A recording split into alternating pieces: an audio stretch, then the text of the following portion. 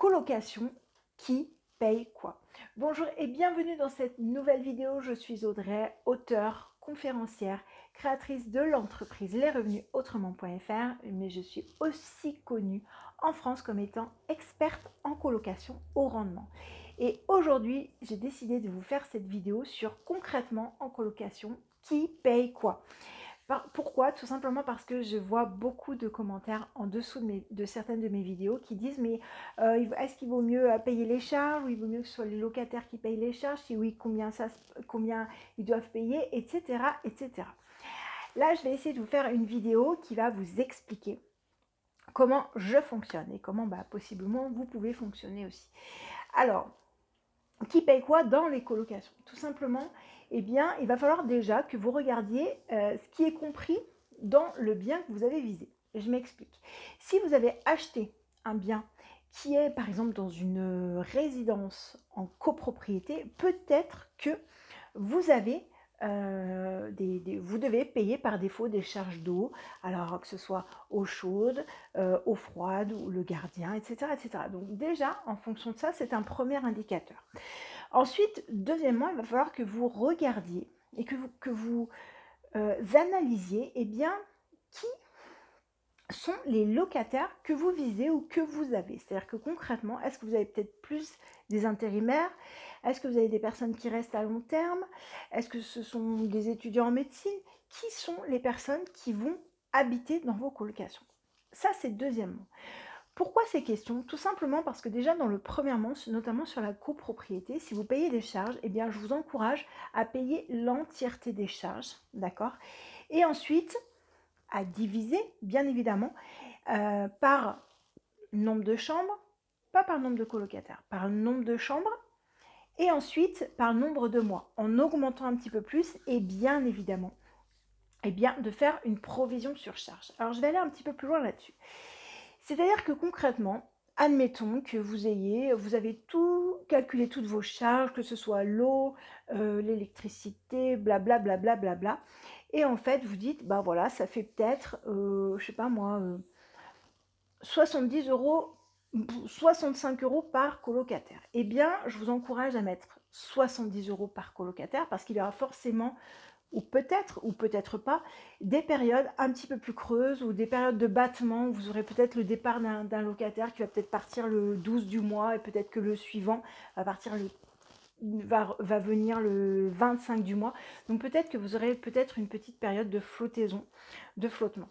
De ce fait, il est intéressant de demander un tout petit peu plus parce que c'est par chambre et pas par locataire. On verra un petit peu plus tard pourquoi.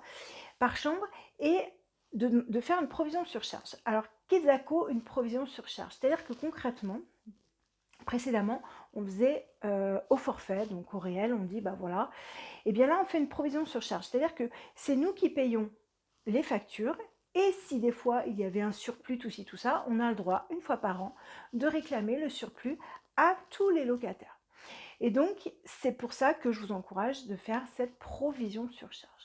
Pour aller un petit peu plus loin, si vous êtes dans des biens qui sont...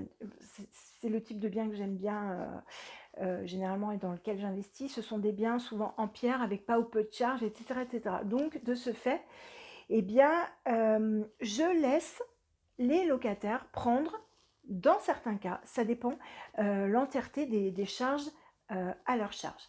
Par contre, il y a certaines colocations où effectivement, c'est moi qui paye toutes les charges et ensuite je fais effectivement une provision sur charge. Ça dépend vraiment, vraiment, vraiment de qui habite dans mes colocations. Et si mes biens, sur certains biens, même s'ils sont loués majoritairement en colocation, parfois il peut y avoir des petites périodes de colocation courte durée, notamment de Airbnb. Dans ce cas-là, c'est moi qui prends l'entièreté des charges à mon profit et ensuite effectivement je divise par le nombre de chambres. Pour aller un petit peu plus loin, donc c'est-à-dire que si vous avez un couple qui habite dans l'une des chambres, et bien forcément vous allez demander un petit peu plus à ce couple parce que forcément ils vont consommer un petit peu plus. Ça c'est logique. Par contre, ce que vous ne devez pas faire, c'est-à-dire que si vous avez une colocation de 3 et que vous avez décidé que c'était 70 euros de charge par personne à appliquer, et par mois, eh bien, si par exemple vous avez deux chambres qui se libèrent, du coup il n'y a plus qu'une seule chambre qui est occupée, ne mettez pas les 70 € de la chambre B et de la chambre C sur le locataire de la chambre A. Alors vous allez me dire, c'est logique. Alors oui, c'est logique, pour moi c'est logique, mais apparemment pour certaines personnes ça ne l'est pas. Donc les locataires restants ne doivent pas payer pour les locataires qui sont partis. Alors c'est un petit peu particulier, mais je pense que vous avez compris l'idée. Voilà, donc j'espère vraiment que cette vidéo vous a été utile. Je vous encourage à vous abonner à la chaîne YouTube en cliquant sur la cloche qui se trouve en haut à gauche, en bas à gauche de la vidéo. Je vous encourage aussi à liker cette vidéo, à la commenter et à la partager à des personnes que ça pourrait intéresser, et à nous rejoindre, la communauté lesrevenusautrement.fr sur tous les réseaux sociaux. Donc vous tapez les revenus autrement sur tous les réseaux sociaux et vous allez nous trouver sur Insta, sur Facebook, sur Twitter, sur TikTok, etc., etc. Et vous allez nous trouver. Et moi, bien évidemment, je vais répondre à tous vos commentaires. Et puis, bien sûr, dans la description, vous allez trouver la liste de toutes nos formations. Donc, si vous voulez en savoir plus sur la déco à petit prix, si vous voulez en savoir plus sur l'abonnement, comment comprendre mes secrets en immobilier, où vous allez avoir une formation toutes les semaines, à chaque fois que dure l'abonnement, sans engagement, de 29 € par mois. Ça va, c'est moins qu'un McDo par semaine. Et de ce fait, vous allez vous former, vous allez apprendre sur vous, vous allez aussi pouvoir rejoindre la formation financièrement libre grâce à la colocation en version complète sur les 20 modules, plus les bonus, plus le coaching, ou sur la version aussi module à la carte. Il y a aussi bien évidemment un coaching parce que j'adore quand on discute, vous et moi. Et puis bien sûr, rejoignez toute la communauté Les Revenus Autrement parce qu'elle est très très très puissante. Et moi je vous dis à très très bientôt dans la prochaine vidéo. Ciao ciao.